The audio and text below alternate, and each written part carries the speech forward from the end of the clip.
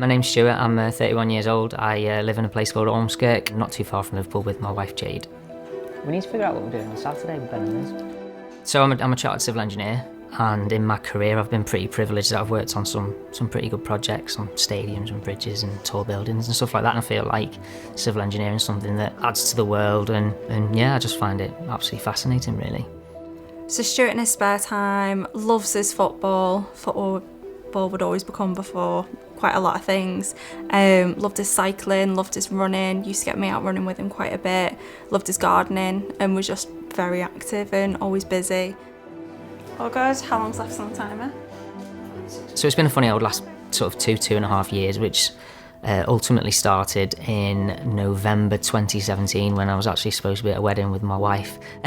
But I managed to duck out of that and go and play football in Cambridge instead. A couple of minutes into the match, I tore my knee ligaments, ended up off the pitch, and everything sort of progressed from there. I had knee surgery to have my knee repaired, and whilst I was on crutches during that period, I started to get quite severe sciatic nerve pain down one leg, then down the other leg, sometimes down both legs. Then I've got a hospital appointment having tomorrow afternoon. I had an MRI scan, I think it was mid-January 2018. Results came back inconclusive, and they sent me for another scan, which was a contrast scan, and on the back of those results they found a mass in the base of my spine. Brian? Yeah. Stick it in there. Yeah? We're done, aren't we? We're done. Ultimately, I'd got diagnosed with cancer. I believe it was February when I went in for my open biopsy, and they assumed it to be cancerous. It took about 6-8 weeks to get the results back, and they came back with 2 different types of diagnosis. One was a form of chondrosarcoma, one was a form of carcinoma. And at the time, the type of cancer that they thought it was, the only recommended sort of way to move forward was to have surgery with the possibility of some radiotherapy later on. Chemotherapy wasn't an option. How strong do you have yours? So after Stu's treatment, when he first came home, difficulties that we had were first of all him actually getting through the front door. He couldn't get through the porch with his wheelchair. Another issue was that he wasn't strong enough to go up the stairs at first, so we had to set a bedroom up downstairs, and then once he could go upstairs, making it safe for him to do so. Hi Kevin. The problem with the bathroom was it was inaccessible for starters. Well, I couldn't get in the shower, so we had to use the bath. Using the bath, we had to use an electric bath lift, whereby you don't really get into the water anyway. And it's not nice being I was 30 at the time, a 29, 30-year-old lad who's having to rely solely on people to dress you, wash you, cook for you, clean for you, make you a drink. It was so difficult not being able to live as normal a life as possible. They're all things really that just were leading towards me being quite down. And I just felt as though if we could get these problems rectified to give me more independence, it would make life easier for family around me, but also it just put me in a much better place mentally as well. Good to go? Yeah. So with regard finding support and trying to figure out how maybe we could improve the situation for us both, it all really came through from my boss. So my boss is a fellow of the Institution of Civil Engineers, and he had suggested to me for a while about getting in contact with the Benevolent Fund. Hello, you okay? Nice to see you. So Keith came to see us. He's a volunteer visitor for the Benevolent Fund, and he sat down, had a coffee with me and Stuart, and started talking about, modifications that could potentially make things easier in the house. And he made a lot of suggestions that might make things easier that we hadn't thought of ourselves. What is one of the first things that you think you might help? The first thing the IC Benevolent Fund did for myself and Jade was immediately they arranged a financial advisor to come and see us to look at our finances and check that we were okay and we were spending money in the right areas.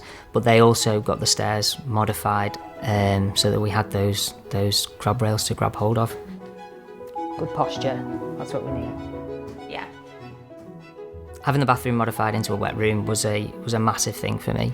All of a sudden we had a walk-in double shower that I could essentially wheel all the way up to with grab rails on that I could stand up in. Sort of, alright, Jade still helped me, she'd pull the wheelchair out of the way and we'd put a shower chair behind me, but it meant that I could sit in the shower on my own, I could wash myself, I could get myself dry, and I just felt like I had some independence back. I sit back down, You're all fine, yeah, get myself sorted and get showered. Another element of sort of house modifications that the Benevolent Fund has helped with is the porch. What they've done is they've allowed us to raise the floor level in the porch to match the level of the floor in the hall. And then they've dropped the threshold of the door frame by putting a new door frame in so it's completely smooth through. So now we have a ramp on the outside and then it's completely flat to go from the porch into the hall, so I can either walk through with crutches if I'm feeling on one of my stronger days, or I can roll straight through in the wheelchair. The Benevolent Fund helped us with the money towards the mobility car as well, and that was a big thing for both of us. It just meant, we didn't have to rely on, me taking him everywhere. It meant that he could have his own independence, go out and do his thing, as well as me being able to go and do my thing as well. You've got the car keys, haven't you? One of the other things the Benevolent Fund helped us with was towards going on holiday once I'd finished treatment, which, funnily enough, it actually ended up being our honeymoon because we found out a couple of weeks before we were due to go that I was going to have further treatment, unfortunately, so we booked our wedding within the space of 2 weeks and cracked on with it. But having that little bit of financial support towards a holiday was massive, because it probably gave me the kick up the backside I needed to sort of work a little bit harder to get as strong as possible, because going abroad I'm going to want to be as healthy as possible and I'm going to want to make the most of it. Do you want to get the other ones out? Is you on the other one? Well, at least then they match. It looks a bit Okay. nice. On top of all of that, the main thing I would say that they've done is they now provide us financial support on a monthly basis, because I'm no longer working, but this has ultimately allowed Jade to take a sabbatical from work, which has meant that I have become less reliant on family members to look after me, which I suppose you can argue has put more pressure on Jade, but it has made me so much better and so much stronger, and I have been out of hospital more, and I've been able to get an out and out more, and since that's happened, really. Or go here. Yeah, probably better going straight along and across. I think I expressed before, sort of, we booked our wedding within the space of 2 weeks last summer and stuff, which was a bit mad, but the reason we did that is because we got some unfortunate news that my cancer spread quite aggressively, and I was now deemed to be terminal and was given a set period of time, maybe 12 months, maybe a little bit longer, maybe not.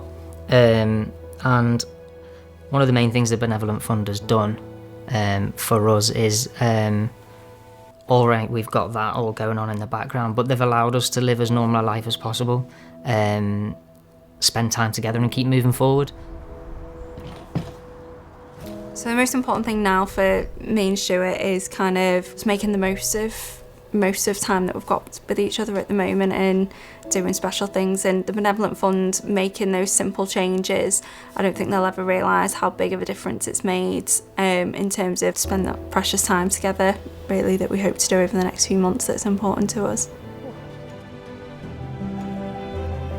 If I was to get everybody from the Benevolent Fund together and sit them down to talk about the support they've given us and try and express our gratitude, I don't think I'll be able to do it, because I don't think I could express in words how much they've made a difference to our lives. The likes of Keith and stuff, their knowledge is so much superior. I felt that they were able to provide ideas of things that would improve our lives that were 10 times better than what others had maybe offered.